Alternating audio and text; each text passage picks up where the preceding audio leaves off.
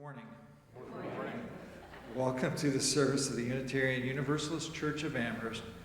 We are so glad you have chosen to spend this time with us. We know you have many options and obligations on a Sunday, and we are grateful to have you here. My name is Doug Stroud. I serve today as the worship associate, and other Sundays I work as the worship weaver, preparing the sanctuary for service. Our minister, Reverend Michelle Buhite, is off today. She will return next week as we celebrate Pride and Juneteenth. For those gathered in the chapel, please turn your phones off completely to ensure that our online community is able to participate without disruption. Turning off phones means that we are also less likely to experience sound issues in this space as well. We also have assistive hearing devices at the usher station at the back of the chapel.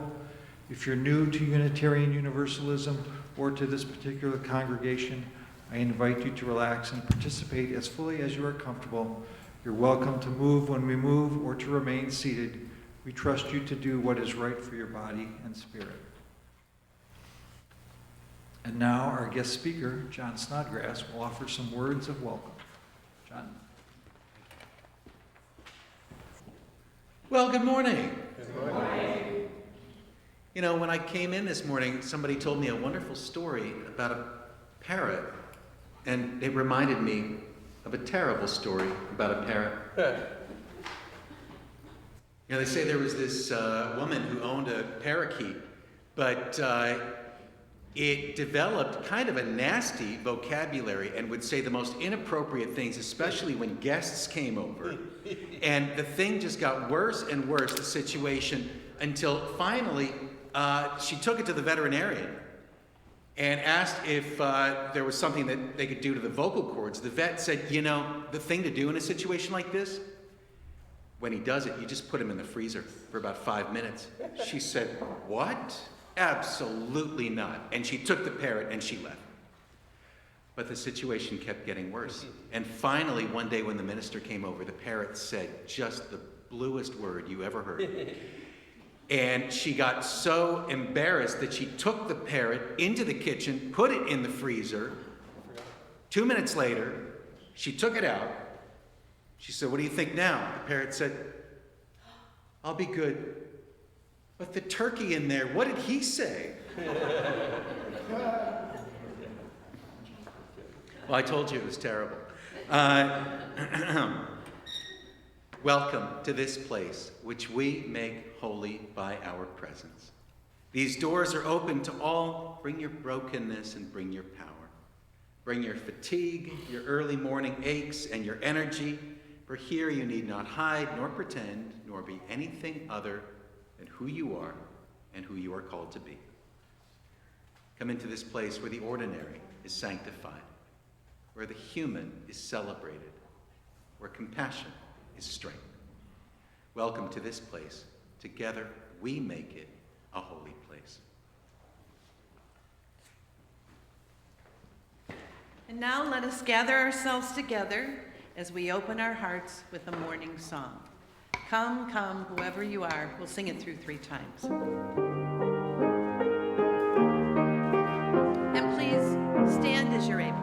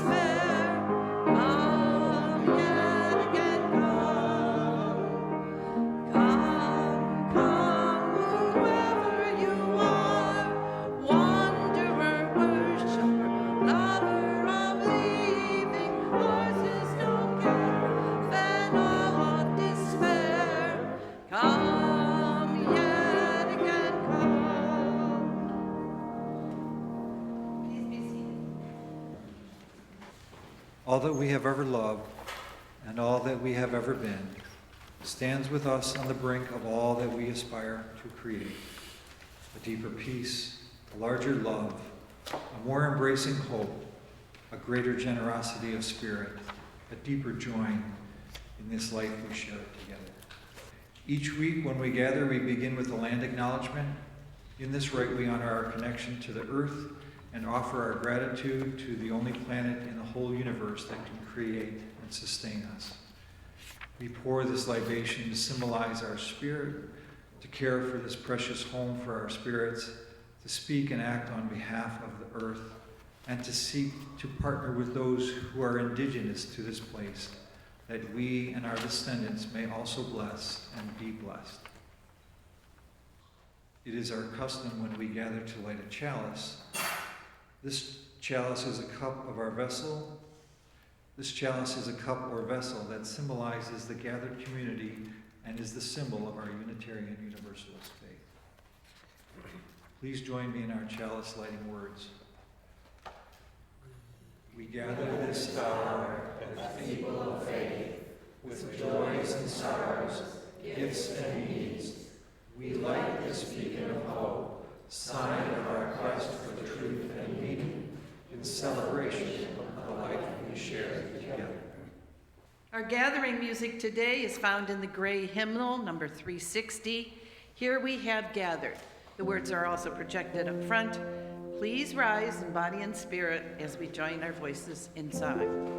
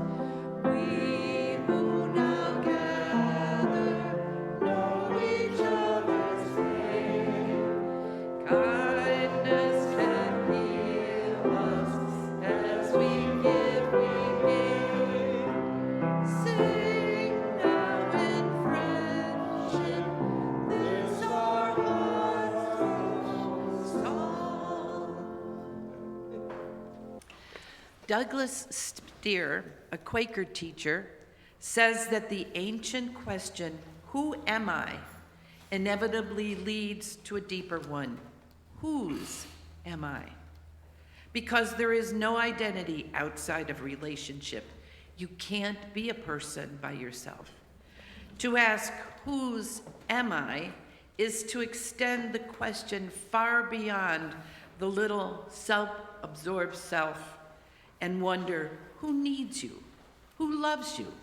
To whom are you accountable? To whom do you answer? Whose life is altered by your choices? With whose life, whose lives is your own all bound up, inextricably in obvious or invisible ways? It is our custom to make time in the service to acknowledge the joys, concerns, sorrows, and other realities that bring with us a affirming that every single bit of who we are can be held in this container of love. We embody this by placing a stone or shell on one of the shared table labyrinths at the front and back of the chapel. This is your invitation to bring your whole self here.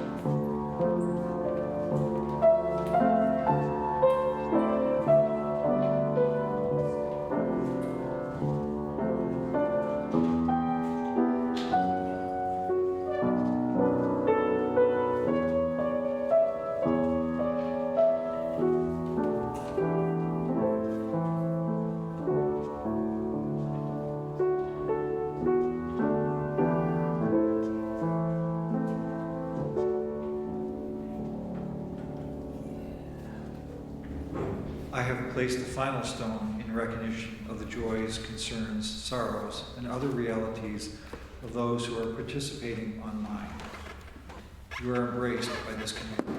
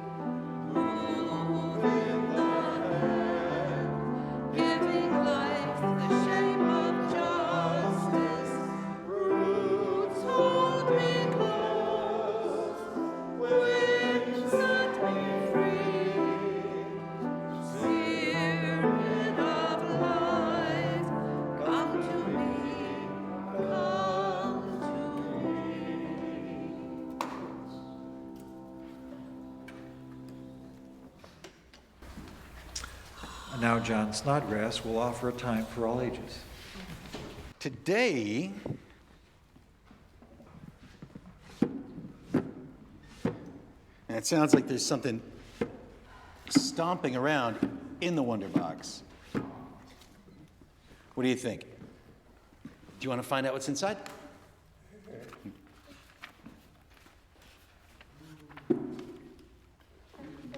What is this?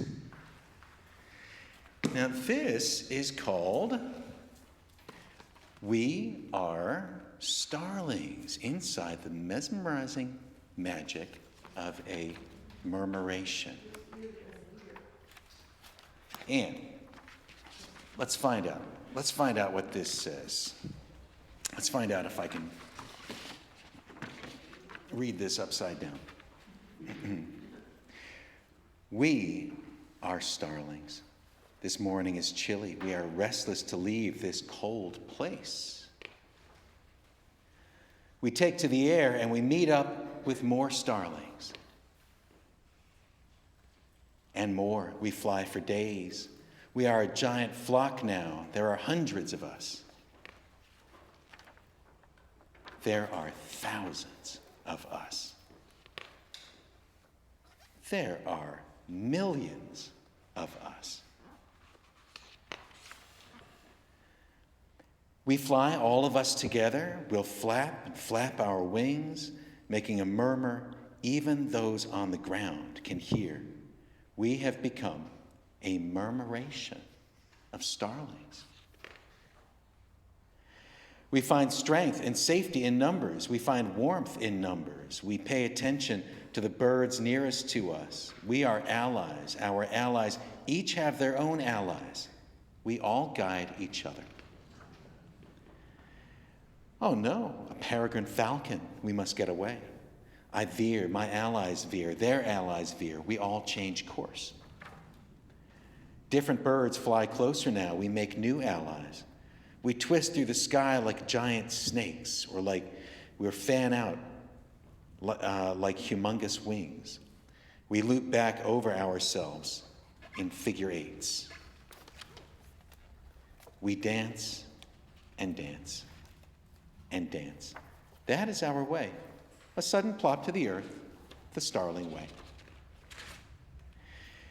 We feed and roost, we relax in the warmth of so many hearts beating together.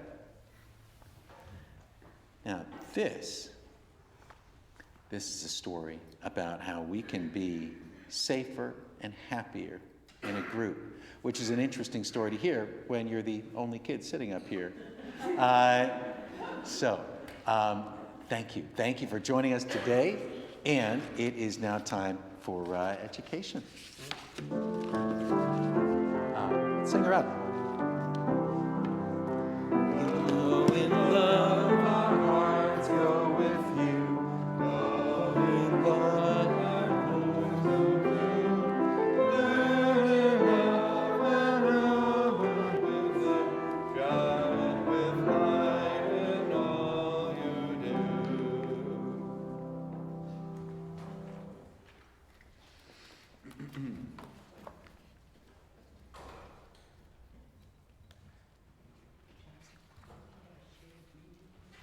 Oh, of course. Good.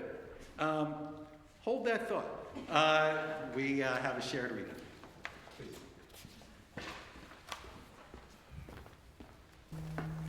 Our shared reading comes from Reverend Hope Johnson. I will read one, as then Linda will lead the congregation as all. We are one, a diverse group of proudly kindred spirits here, not by coincidence, but because we choose to journey together. We are active and proactive. We care deeply. We live our love as best we can. Paying attention, asking questions, listening, living our answers. Learning to love our neighbors. Learning to love ourselves. Apologizing and forgiving with humility, being forgiven through grace. Creating more love and community. Together, we are one.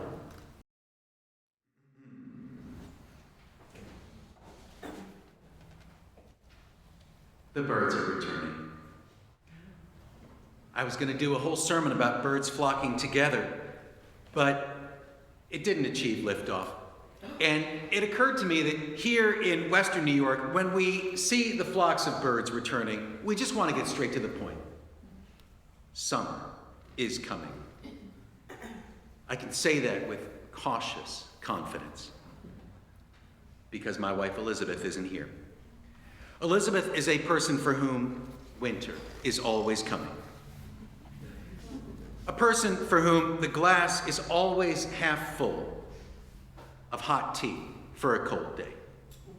In July, she says winter is coming. In September, she says winter is coming. Instead of a wall calendar, we have a winter is coming poster that hangs in our kitchen all year round.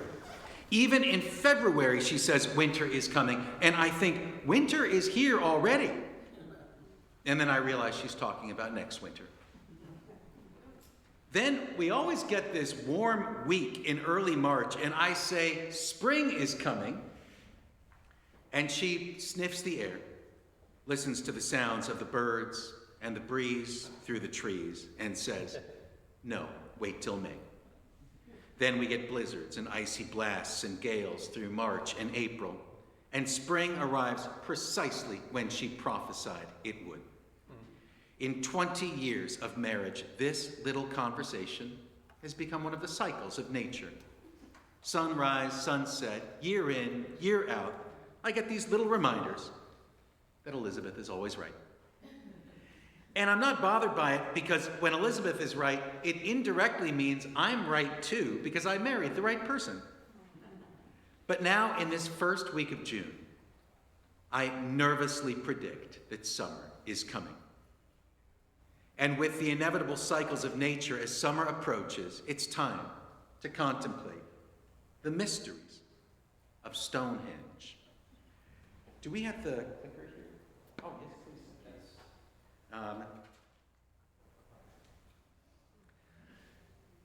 Now, Stonehenge, if you ever look up the word summer, if you do a Google Images search for summer, it shows you Stonehenge. That's what comes up. Stonehenge was sacred and mystifying even before the big mysterious rocks got mysteriously dragged there.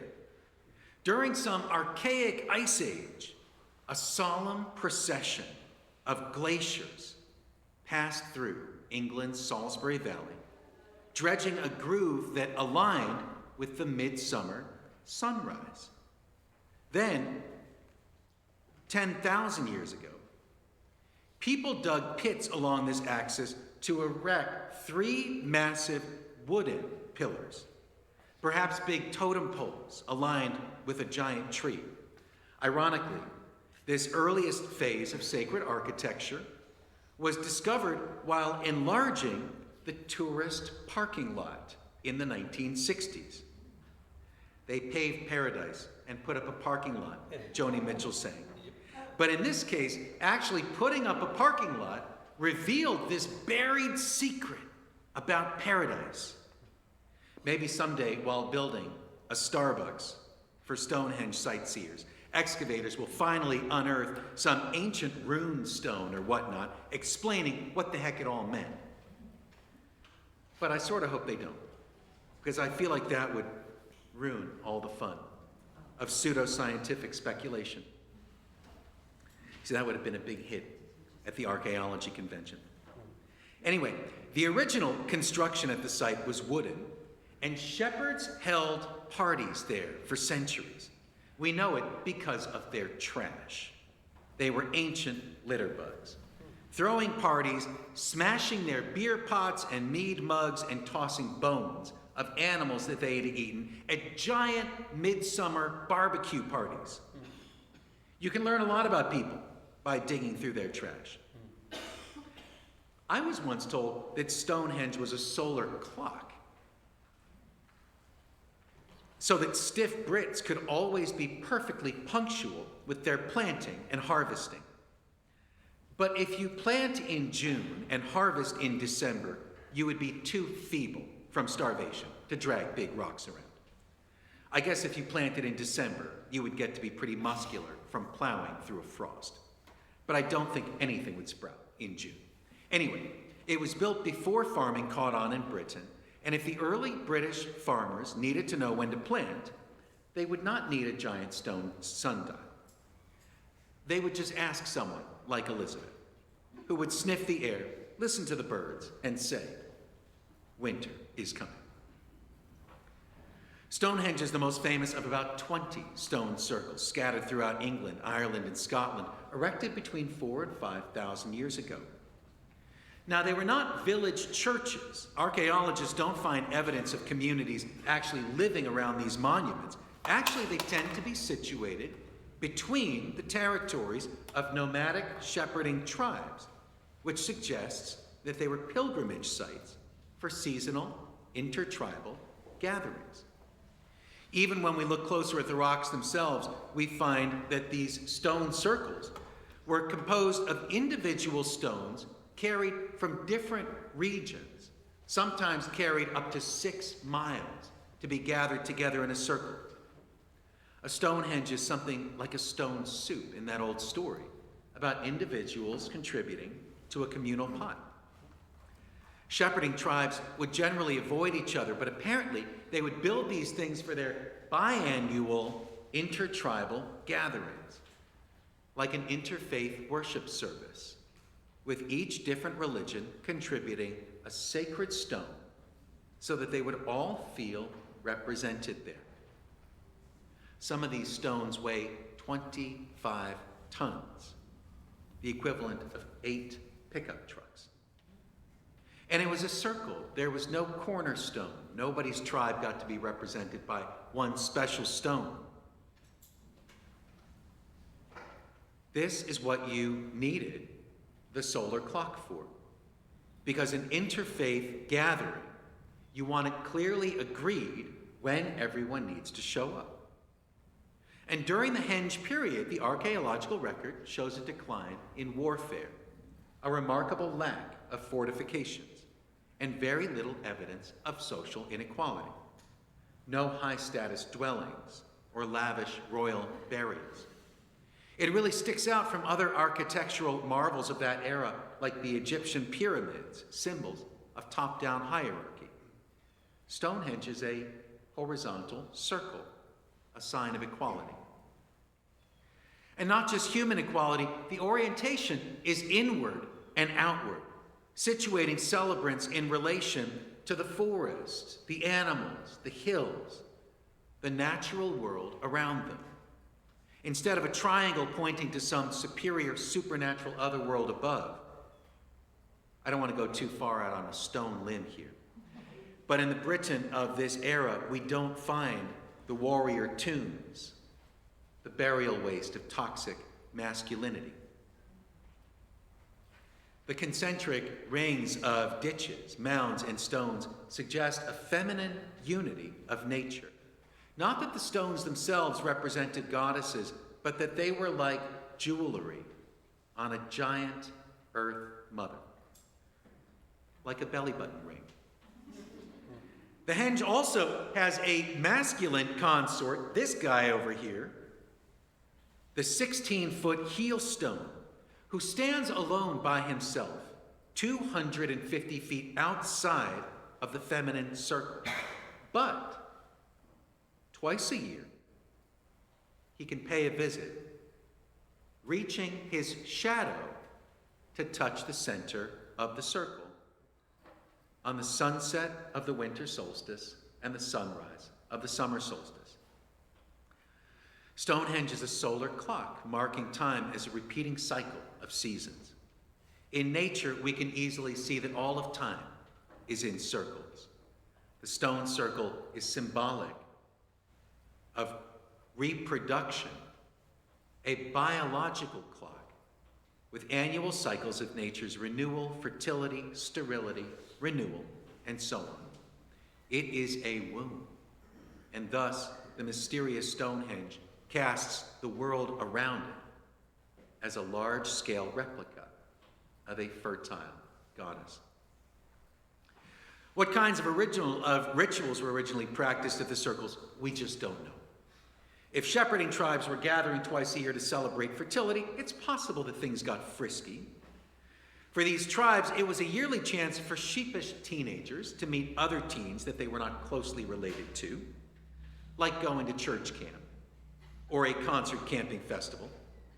And we don't necessarily need to imagine this monument in its day looking like a circle of tombstones. It was likely that people would gather and that they would bring their woolen banners and flags, that there could be a colorful circle ritual. And for that matter, there's no need to imagine that it was all solemn chanting. The stones were arranged to amplify and distort sound so that shepherds could play their lambskin drums and blow their bone whistles and have it amplified in this circle. The archaeologist Ronald Hutton wrote, "For centuries, Stonehenge has functioned as a mirror in which modern people can reflect and justify their own prejudices, ideals, and expectations. Those who find their own time and society lacking have seen in it the work of ancestors of a superior knowledge and morality. Those who preach the creed of progress or their own religion have filled it in their imagination with gory, barbaric, and wild ancient rites." Throughout history, the mysterious stone circle has been a screen for various cultures to project their hopes and fears onto. But deep down, they all know, and we know it too. Stonehenge was built by ancient Unitarian Universalists. Obviously, like it was this cooperative interfaith project so that tribes could bring their flocks and teams and gods together and twice a year remember that they have something in common.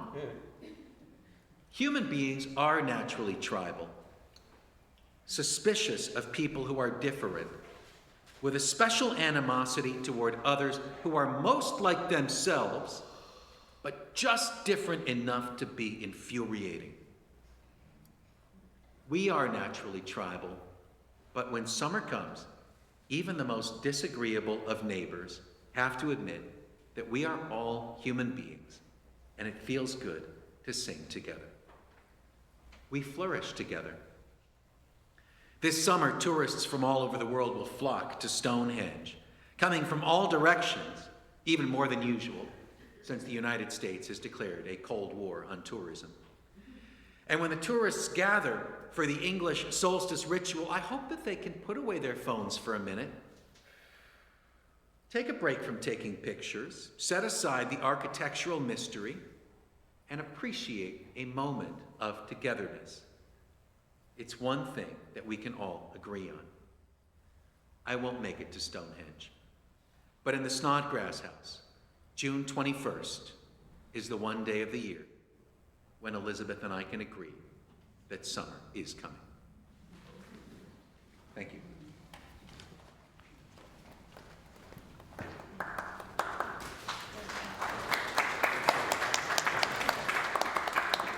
Our song in response is number 318. Let's rise in body and spirit as we sing, "We Would Be One."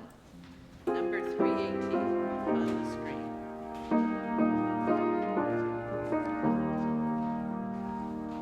We would be one as now we join in singing our hymn of love to pledge ourselves anew to that high cause of greater understanding of who we are and what in us is true. We would be one in living for each other to show to all a new community. We would be one in building for tomorrow a nobler world than we have known today. We would be one to searching for which binds our hearts and points us on our way. As one we pledge ourselves to wider service, with love and justice, strive to make us free. Please be seated.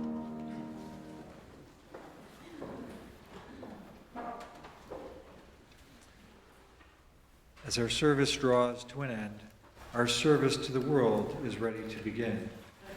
Please remember to take your order of service with you so you don't miss the announcements and reminders inside. It is now time for the offering when we respond with generosity and care for this beloved community and our hope-filled faith. We give because we know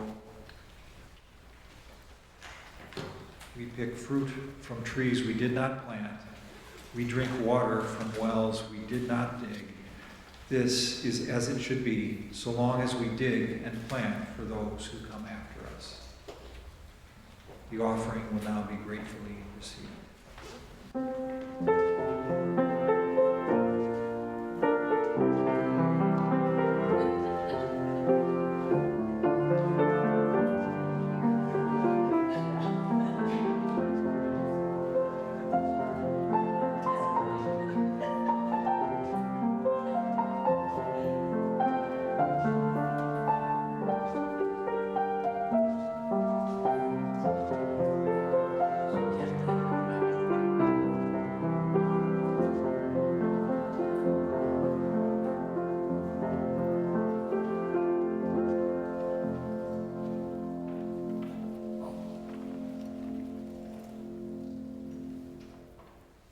began our service with the lighting of our chalice, and now we extinguish the chalice, not to quench the flame, but to return it to individual hearts, strengthened by this time spent together, so that we can share our light in the world.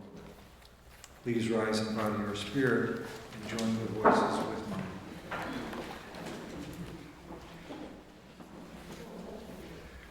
We extinguish this flame, but not the light of truth, the warmth of community, or the fire of commitment. These we carry in our hearts until we are together again. And now remain standing for our sung blessing and benediction. Remember to smile and twinkle your eyes at one another on the third verse.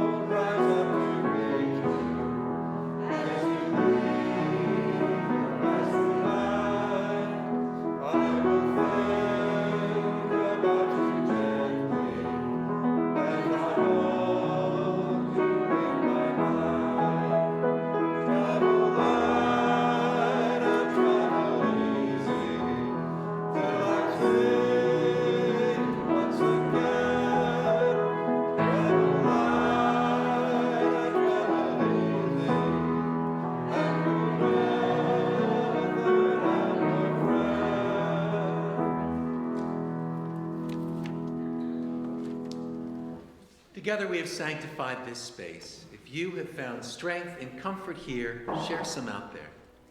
Remember that you are blessed and you are a blessing and you are not alone.